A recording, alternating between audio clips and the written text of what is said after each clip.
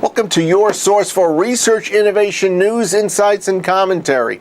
Research Business Daily Report, sponsored by Google Consumer Surveys, providing easy answers for every business decision.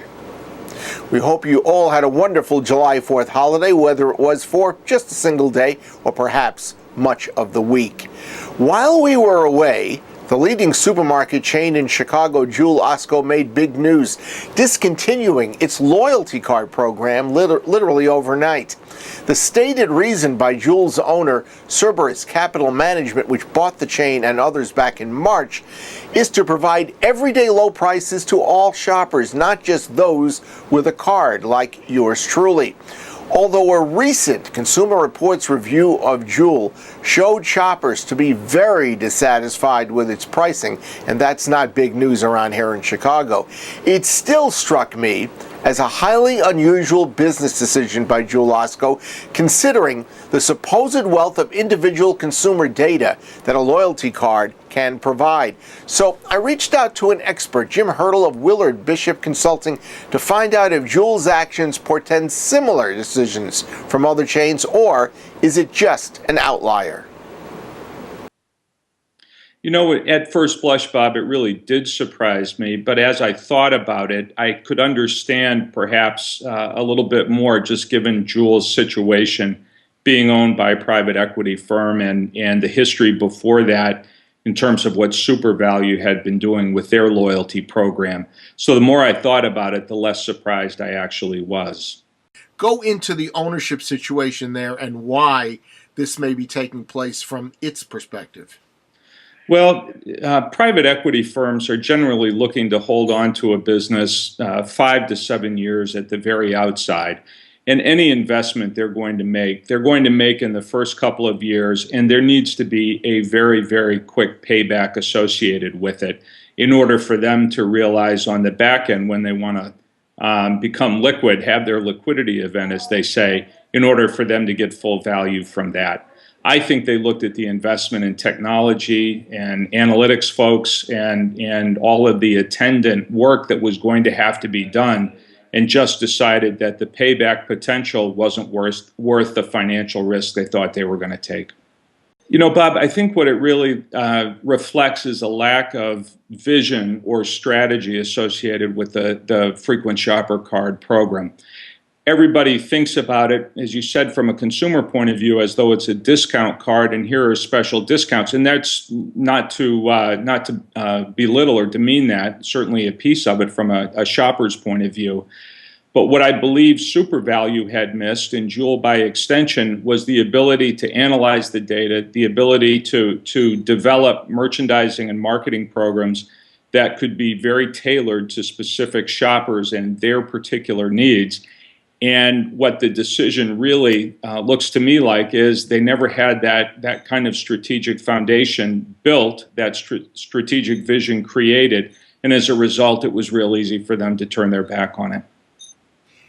Are there very successful loyalty card programs around the country that have been really turned into great data information sources for supermarkets?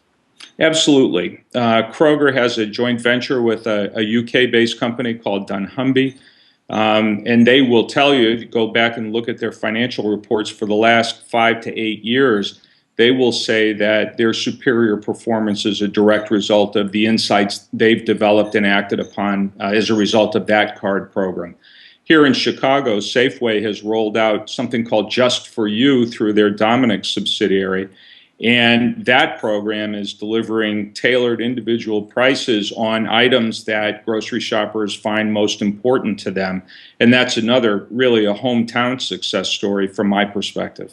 I don't know, how big a program does Walmart have? I mean, I obviously use your card when you go through there and you buy everything, but I'm not sure what they do with the information. Yeah, actually, Walmart has very little from the standpoint of a formal loyalty card program. They do a lot of analytics on the basis of transaction log data and to be able to understand what goes through the till. But it's not tied to a card program per se. And so from a consumer standpoint, what the consumer sees are just low Walmart prices. What's going on behind the scene are all of the merchandising analytics that help them deliver the right product offering in the right way in any given store. So, but that sounds like exactly what Juul says it wants to do. I think it is what Juul says it wants to do. I think what they really kind of, as reported in the Tribune, have stated is that they want to get rid of the card program and they want to not require people to go through those hoops in order to be able to get good savings. But the reality of the situation is Juul's not going to be able to compete head-to-head with Walmart on price. They just have much too high a cost of operation in order to be able to do that. And so what the card program would have let them do is to be very precise and very targeted in terms of which consumers get discounts on which products are important to them, rather than lowering the prices across the store to meet Walmart, which they just can't do financially. If you were the owner of Juul and you're looking to spin and turn this business around and sell it in the next 2, 3, 4 years, would it be valuable to continue the loyalty card program and to collect that information so that it could be provided to the next buyer, the next owner of the chain? I think it would have been. When we do customer-based analytics, we're typically looking for anywhere from 104 weeks, 2 years, or 2 years and a quarter worth of data in order to be able to get the kind of longitudinal perspective that really enriches the entire analysis. Have you seen anything approximating this situation happening at any other chain around the country? Not in anybody who is a major chain. There are chains that and Schnucks in St. Louis is a perfect example, significant regional chain in that marketplace, have never had a card. And they develop their analytics, their customer-based analytics, by integrating method of payment and gas program data and a lot of other data. So they go after the same goal, but without the loyalty card program. But that's taken them years to be able to build. I haven't seen, in my memory, a major chain have a loyalty program, have invested over time, decades in this case, and then turned their back on it. That's your Research Business Daily Report, sponsored by Google Consumer Surveys, providing easy answers for every business decision. There's a link underneath today's RBDR that will take you to an animated video about Google Consumer Surveys. You'll get lots of answers to many of your questions.